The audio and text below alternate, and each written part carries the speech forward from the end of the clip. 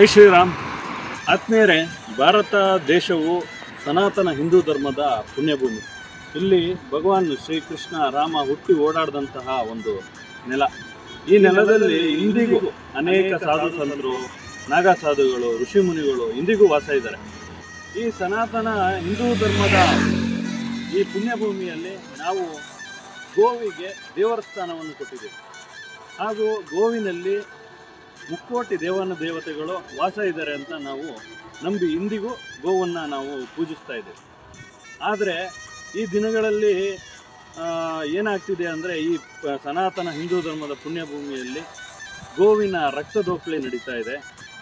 ಪ್ರತಿ ಬೀದಿ ಗಲ್ಲಿಗಳಲ್ಲಿ ಗೋಭಕ್ಷಕರು ಗೋವನ್ನು ಹತ್ಯೆ ಮಾಡ್ತಾ ಇದ್ದಾರೆ.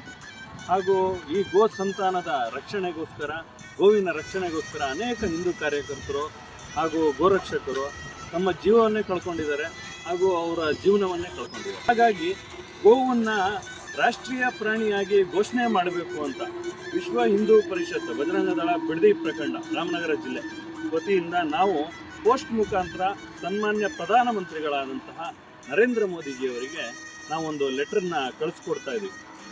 ಹಾಗೆ ನಾನು ನಿಮ್ಮೆಲ್ಲರಲ್ಲೂ ಕೇಳ್ಕೊಳ್ಳೋದೇನು ಅಂದರೆ, ಪ್ರತಿಯೊಂದು ಜಿಲ್ಲೆಗಳಲ್ಲೂ, ಪ್ರತಿಯೊಂದು ತಾಲೂಕು ಹಾಗೂ ಗ್ರಾಮ ಹಳ್ಳಿಗಳಲ್ಲೂ ಪ್ರತಿಯೊಬ್ಬ ಹಿಂದೂ ಕಾರ್ಯಕರ್ತರು ಅಥವಾ ಹಿಂದೂ ಸಂಘಟನೆ ಕಾರ್ಯಕರ್ತರುಗಳು ಈ ಥರ ಒಂದು ಪತ್ರದ ಮುಖಾಂತರ ಸನ್ಮಾನ್ಯ ಪ್ರಧಾನಮಂತ್ರಿಗಳಾದ ನರೇಂದ್ರ ಮೋದಿಜಿಯವರಿಗೆ ಗೋವನ್ನು ರಾಷ್ಟ್ರೀಯ ಪ್ರಾಣಿಯಾಗಿ ಘೋಷಿಸಬೇಕು ಅಂತ ಒಂದು ಪತ್ರವನ್ನು ಕಳಿಸ್ಬೇಕು.